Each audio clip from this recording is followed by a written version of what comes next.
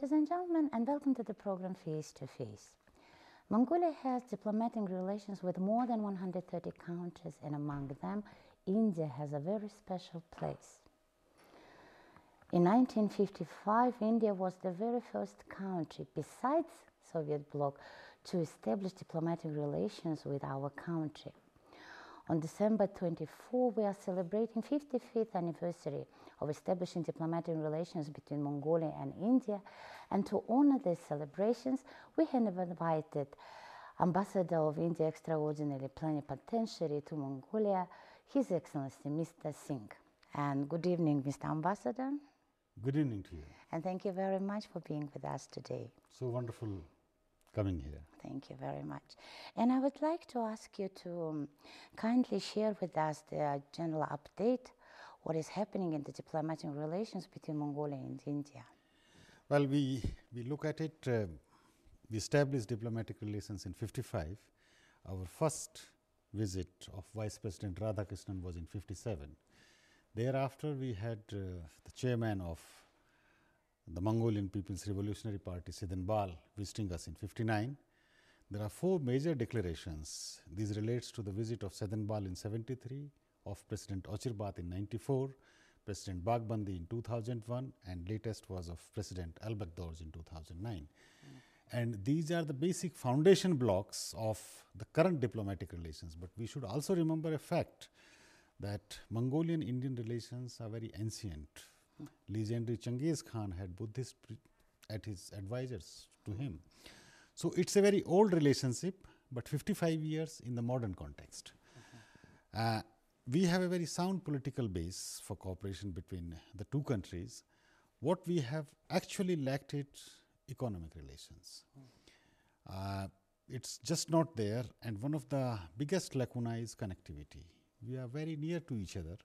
If we today look in terms of the communication means, it is just 5 hours from Ulaanbaatar to Delhi if we fly via Urumqi in China, Kyrgyzstan, Tajikistan, Afghanistan, Pakistan, and to Delhi. Russian airlines are using this route, but we have to put this connectivity in place because that will open up the opportunities for the businessman to tap more than $1 trillion economy of India for investment. You can get best of the human resources for your mining projects, and you can avail best of the medical facilities, education facilities. These are the areas which are presently not being used because poor connectivity. Now, in terms of the interaction in the civil society, it had been very regular, and I must pay tribute to the brave souls, both Mongolian and Indian, who sought each other when the communication was only by feet or by means of animals, that they have gone to seek the knowledge, and Indians came to this land. So it's a tribute to them that we see the flourishing Buddhism in your country. The civil society contact is very good. We have around 400 Mongolians who are studying in India in various institutions. I must mention and take this opportunity to inform the ordinary Mongolian that we grant 120 scholarships per year for short duration courses and 30 scholarships which are 3 to 5 years or even more for higher studies. Please avail them. And I must say that if you avail all of them, you will have more of them from Government of India. So please do avail them. One area which is now being looked after is the first-rate medical facilities in India. They are internationally competitive, they are professionally very good, and they are cost-wise cheap. So avail them for medicine. Visit them, India, for medical facilities. Leisure is another area. You people are traveling abroad. You are going to China. You are going to Russia. You are going to Europe. Please do visit India. You will fulfill both. And it's a beautiful country. I've been there 5 times, and every time I've been amazed with your country. Since you have mentioned about different perspectives where the relations between our countries are prospering, I would like to start with maybe one of the important areas, especially for interest of Mongolian people, is economic development. And we know that India is now considered as the 7th or 8th largest economy in the world. And I would like to ask to share how India has been able to achieve this level? Is it only because of the one of the largest populations in the world, or are there any other factors leading to that? Well, if you look on the economic development of India, the key is education. The education is the key. When India started investing more in the education, obviously the entrepreneurs came. Today, India has around 500,000 engineers graduating every year. Now, this is the capital. India, in India, we feel the capital is not physical. Capital is in human being. Capital is in their brains. So, if you develop that, then you are growing. And I think so that has paid us dividend. Our literacy rate is not that 100%, but fairly high. And it's a focused education. So, the education is the basis for the future economy. And that is the region wherever you see the education has made a difference in information technology. Education has made a difference in biotechnology. Education has made a difference in space. Education has made a difference in metallurgy. And these are the frontier areas where the science is moving. These are the areas where the economic growth is moving. And these are the areas where Indians are moving. So it is that the building block begins with a very small thing, which is a small school in a village, where child is taught first his mother tongue and then other language. So we have this policy that mother tongue comes first. So for first language for the child is his mother tongue. From there, you go on to what is called the whole production system. The production system in India basically is private. State owns strategic assets, but state encourages the private investment. The private entrepreneurs should come forward.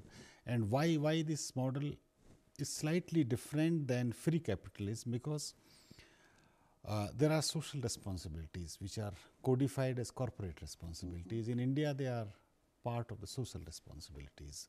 Labor rights, it has to be adhered to. Safety and security has to be adhered to. The social responsibility has come in terms of that whether it is destroying ecology or not. As you know, India is going to be a water deficient country because of huge population and water necessity. So it is very important that any productive entity takes all this into account. Not today, not profit for today, but profit for future to come. So that is the basis of Indian economy. We are also different economy in terms of that our domestic consumption and domestic production is around 70%. So our economy has not suffered as much as other economies have suffered in the crisis because it is domestically driven. Consumption is domestic, production is domestic. So in that sense, we see a very firm economic path. And economy being led with the frontier technologies, frontier information technology, biotechnology, space, metallurgy. These are the future areas of growth for us. Mongolia is a very rich country. Per capita, Mongolians own the largest amount of resources under the ground. Right. You have to convert it into the future prosperity for your country. And I would like to continue your idea about the fact that India has benefited a lot from education. And I've heard from my Indian business partners that education in India is very particular. It starts from the early age. They are trained to the logical thinking. This is the reason why Indian people are now one of the best IT engineers in the world. What are the specifics of the Indian education? Well, if you look at it, as I mentioned, it begins at home because India has a very strong tradition of storytelling, vocal education. In terms of the child, instead of watching TV, most probably will hear some story from relative, mother, father, grandparents, or elder cousin. So the child's evening is not spent on glued to TV till today, but hearing voice, nuancing, storytelling from our epics, from their own life. So storytelling is very important for the child because the child starts establishing the pattern of the social life they are. Second aspect is that India, it's a culturally imbibed but has a religious aspect also. The epics are mixed with religion. So they see like Ramayana is told and played for months together in even small villages. So is Mahabharata. These epics are told and retold, and they are part of it after some times. They play, enact it. So these are the values which comes in. Then they come to school. And in schooling, the emphasis is you must be good in your mother tongue, and thereafter you go on to other subjects. Mostly math is one area which is being taught very systematically. I must mention to you that when I was growing up, instead of writing, I have to respond to the fairy tales which were based on mathematical puzzles. So the multiplications, the subtractions were not taught to me with a pen or paper or a chalk or a board, but were narrated to me verbally, and I was supposed to mentally work it out and respond it. So the table formation begins there when you are not actually formally in school, but you are at home and with your peers. And that's the way this education proceeds. Once you go to schools, of course, it's highly competitive. There is no doubt, but the priority for every parent is that my child must have the best education, and then you move on from there. Another aspect which has become very important for us is engineering colleges, medical colleges, management colleges. There was a phase in 80s when I came to the university system that they were in deficiency. There was a very tough competition. Today we have overcome them because we have brought in foundations and private investment. The state manages the quality, but actual teaching is left to the private institutions, so they have to adhere to. The examinations are still state controlled, state run. The degrees are by the state universities, but actual teaching is in the private sector. Apart from the government institution, we have around 200 universities, and they have their own colleges, but private colleges can be part of the universities, and large number of the private colleges are coming up, but quality is sustained and maintained by the government institutions. So I think so this has been a very big success. Another area where the state succeeded extremely well was the Teachers Training Institute. India has around 400 districts all over India. So roughly a district's population will be million plus. Every million plus district has a teachers training school. That means they are people, those who belongs to local community, local area, they are trained there as teacher, and then they come back and teach in their villages, in their towns, so they need not to move out. We have found it an extremely important instrumentality because here the role of women has become very important. So their family life is not disturbed. They have been educated in their district, they have been trained in their district, and they come and teach in their village, their town, so they need not to move out, need not to leave their family. This has implication that we have reservation for women. 33% of our local seats are reserved for women. So wherever the women is head of our villages, we have village community panchayat, off town, health and education gets automatic priority. So the rural India is changing and transforming because of education, which is now actually dominated by women. So this is the biggest transformation in Indian society has come. This transformation is coming after 1,500 years, I think. So we had a very vibrant role for women historically, and they were the one who controlled the household.